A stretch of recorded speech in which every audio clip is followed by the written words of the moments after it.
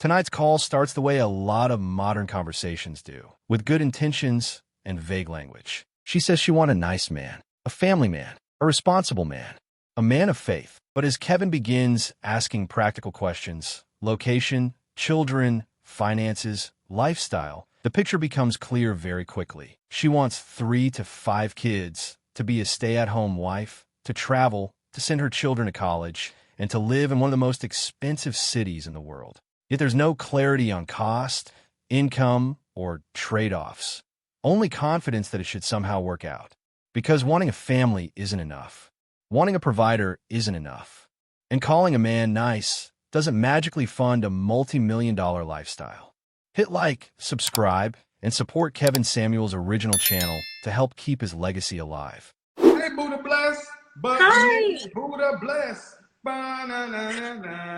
So have you ascended yet?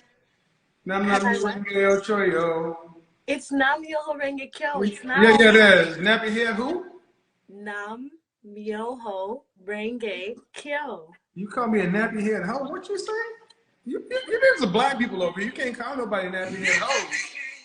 I don't like that over here. She said nappy head hoe. No, man. So what do you want to tell us, Buddha? Okay.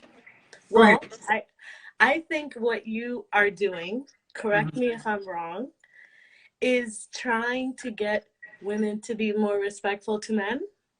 No. Okay.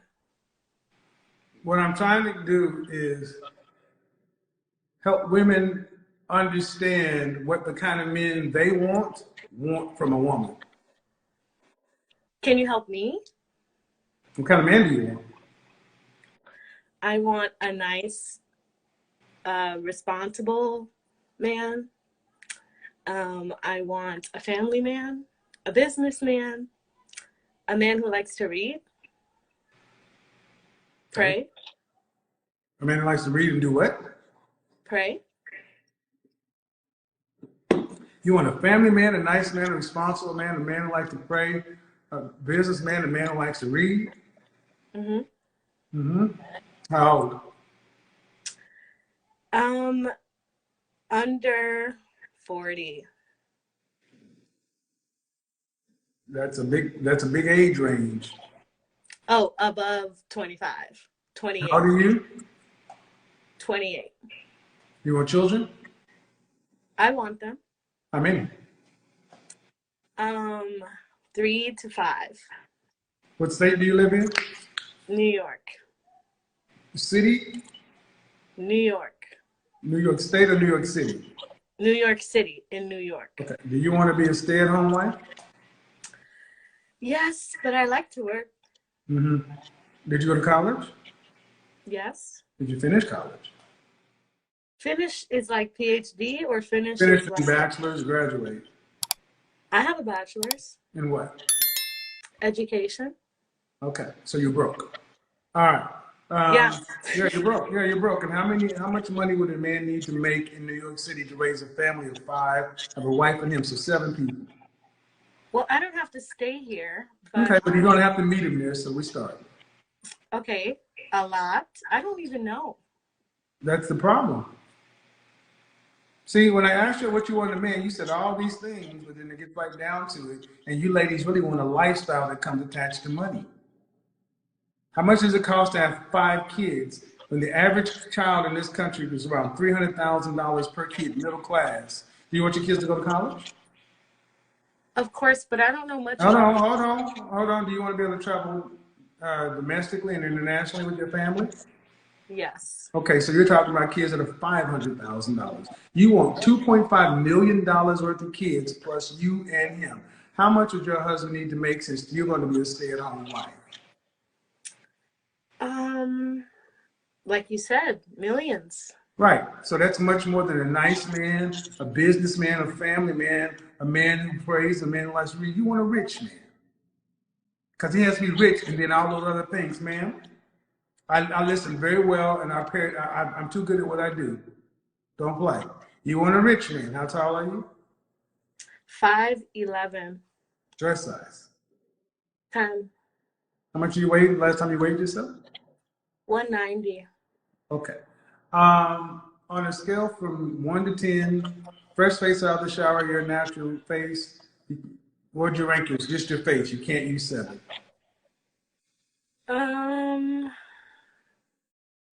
8. Beyonce's an 8. I know. So you're up there with Beyonce? Yeah, I didn't get out the shower just now. Okay, take off your glasses. You're cute. I'll give you a 6. You're not up there with Beyonce. I don't have Beyonce's money either. Excuse me? I don't have Beyonce's money either. Well, Beyonce didn't have Beyonce's money until she earned it. But you're not an 8. Beyonce's an 8. Saweetie's an adjustable 6. You're a 6. You're cute. It's not a bad thing. You're cute. But it all comes down to an equation. At what point in life did a 6 foot tall, 200-pound cute woman ever get rich men? But I'm not 200 pounds. 190 is 200 pounds. And I'm not 6 feet tall. Hey. You're disagreeable, Buddha. The energy's all wrong. I'm just asking. Because you asked me, you said, can I help you? And I'm trying to help you. And the first thing is reality. Wherever you think you rank is where you rank. Do you have millionaires, rich men trying to marry you right now? I don't talk to enough people to know. That's an answer, no. Okay. So, what you qualify for, what any cute woman qualifies for, is an average man. An average man in this country, do you care if he's black or do you care what race he is? I prefer him to be black. Okay, the average black man in this country earns $41,500. That's roughly $22 an hour or $21 an hour. That's what you qualify for. And you have a degree in education. You're 5'11", 190. After 5 kids, you will gain an additional 20 pounds per kid, roughly. 20 to 50. I'm giving you the low end of the scale. So by the time you get rid of those 5 kids, 1, 2, 3, 4, you're going to at least have another 50 to 60 pounds of baby weight on you. That's going to put you every bit, yes, ma'am, you will. Because you're not, first of all, this is not my first rodeo. When was the last time you were a dress size 4? Elementary school. Thank you. So thank you. You don't have a track record of being in shape. So you're not going to all of a sudden snap back. This is as good as it gets. So 5 kids, an additional 60 pounds. That's going to put you right at 250. 5'11", 250, 5 kids, average woman. I will never be 250, Kevin. After 5 children, you'd be lucky if you're only 250. I'm an educator. I know how to handle kids. It's not that. But you don't seem to know how to handle a treadmill or a diet.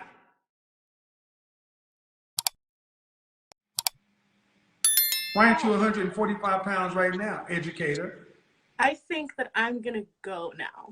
Hey, you need to go to the gym. I do, but yeah. Okay, you asked me, and I just told you, and you act like I'm offending you with the reality. And here's the thing, I want you guys to understand, reality is offensive to women because she wants 5 kids. She wants 5 kids, and she wants to get there, and she would like to be a stay-at-home wife. And I didn't judge either way. Man. But you asked, and I said, all right, how much would a man need to make? You said, I don't know. And that's a problem, educator. How can you get something in this life that you don't even know? How can you get I didn't say I need 5. I said 3 to 5. 3 to 5. 3 to 5 is still more than your broke ass can afford. You can't afford 1. I also said I'm willing to work. This is the Buddha, y'all. See, here comes Buddha. Here comes Buddha right here. This is the boss bitch Buddha right here. Been there, namaste. Namaste, go away. I don't say that. Namaste, go away. I don't do that. Have fun another day. God damn it. I mean, why are you upset with me? I'm 5'11". Okay, I'm 200 pounds. I'm only 190. That's a sandwich and a good dump. See, and that's the reality. Women do not like the truth. They want to be lied to. Yes, you're 5'11".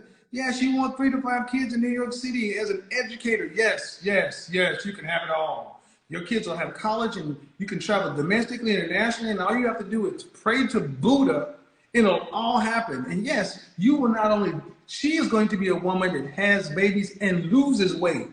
Nicole Murphy, with your fine ass, Nicole Murphy, she said, I'm gonna look better than Nicole Murphy after I started having babies. Nicole Murphy was thin before she started. Let's go ahead. Hey Jeff, remember I told you about Nicole Murphy? Yeah. Nicole Murphy, shall we? Since you want to talk shit, lady, you got the right one.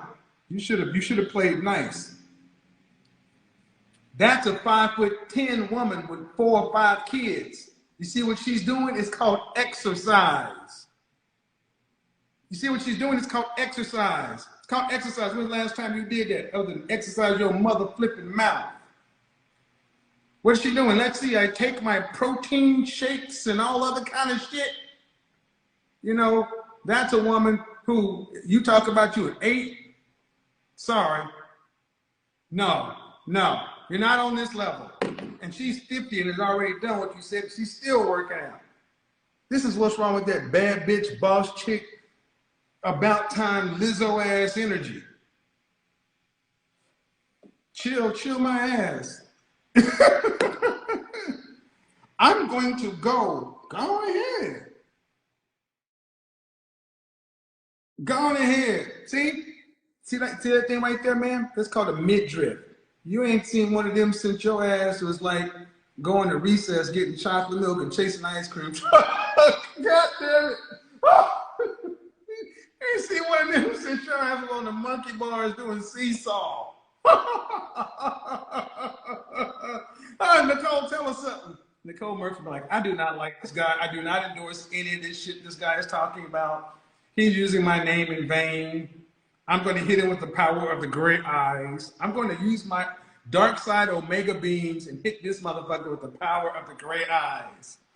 Don't kill me, Nicole. Don't kill me. I'm just using it for an example, you know. We cool. The tall ass. That woman's tall, man. I only weigh 190 pounds. I'm not going to be 250. I know how to handle kids. I know how to work with kids. I know how to deal with kids. Whatever the hell you said. Or what a guy. And you wonder why, you know, whether you like me or dislike me, why programs like mine are needed. Because it doesn't matter. The relevant amount of delusion in the average modern woman is palpable.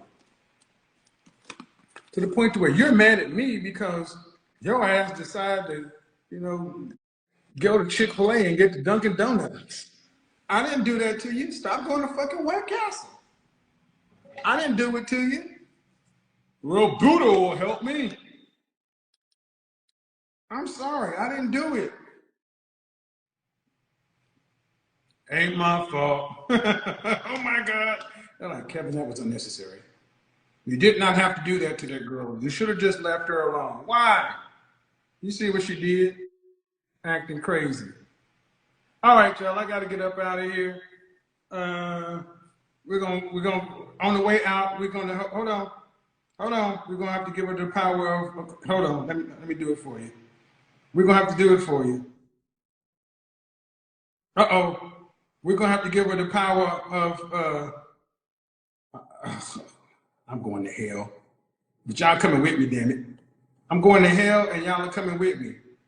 On the way out, we're gonna have to give her the power. Holla. We're gonna have to give her the power. The 5'11", 5'10" power of Nicole Murphy. There you go. That's what you're reaching for. That's namaste, num urengeo choyo. There you go. When I grow up, I want to weigh just like this. When I grow up, I want to be just like this. If I can just pray and focus, the Buddha will help me enlighten myself to lighten my big ass. The Buddha will help me enlighten myself to lighten my big ass up to where I ain't no more close to being 200 pounds. I will be the enlightened so I can float across the frothy ocean water and go through with a two-piece bikini at 50 years old. We're going to pray to the Buddha god Nicole Murphy so I can be like this, so I can get a rich man. Nam nam nirenge ochayo, namaste. Oh my God, damn it. You fucking with me? You fucking with the best. This conversation isn't shocking because of what she wants. It's shocking because of how disconnected the wants are from the work, the math, and the trade-offs required to make them real. Wanting marriage, children, stability, and provision is not wrong. Those desires are natural. What becomes dangerous is when desire replaces preparation and optimism replaces accountability.